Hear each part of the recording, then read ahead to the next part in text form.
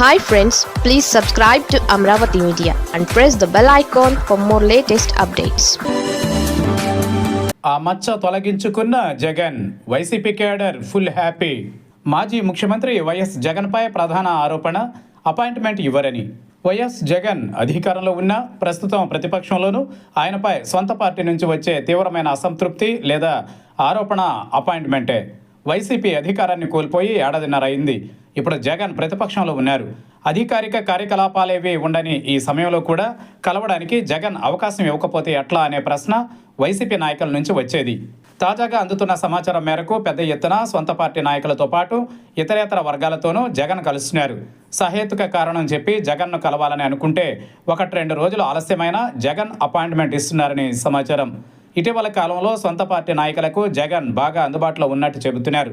ఒకవైపు బెంగళూరు, తాడేపల్లి మధ్య జగన్ తిరుగుతూనే మరోవైపు సాధ్యమైనంత ఎక్కువగా సొంత పార్టీ నాయకులు, కార్యకర్తలతో భేటీ అయ్యేందుకు జగన్ ప్రాధాన్యం ఇస్తున్నారు. దీంతో జగన్ అపాయింట్మెంట్ ఇవ్వలేదన్న అసంతృప్తి వైసీపీ నేతల్లో క్రమంగా తగ్గుతోంది.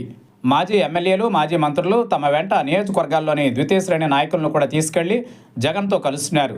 జగన్తో ఫోటో దిగితే చాలు అనుకునే వాళ్ళందరి కోరిక తీర్చుతున్నారు. ఈ నేపథ్యంలో జగన్ను కలిసి మాట్లాడామని, ఆప్యాయంగా పలకరించారని మౌత్ పబ్లిసిటీ క్రమంగా పెరుగుతోంది. ముఖ్యంగా వైసీపీ నాయకులు, కార్యకర్తలకు వైఎస్ జగన్ అందుబాటులోకి రావడం ఆ పార్టీకి రాజకీయంగా ఎంతో ప్రయోజనం. రానున్న రోజులలో మరింతగా పార్టీ నాయకులకు సమయం కేటాయించాలనే ఆలోచనలో జగన్ ఉన్నట్టు సమాచారం.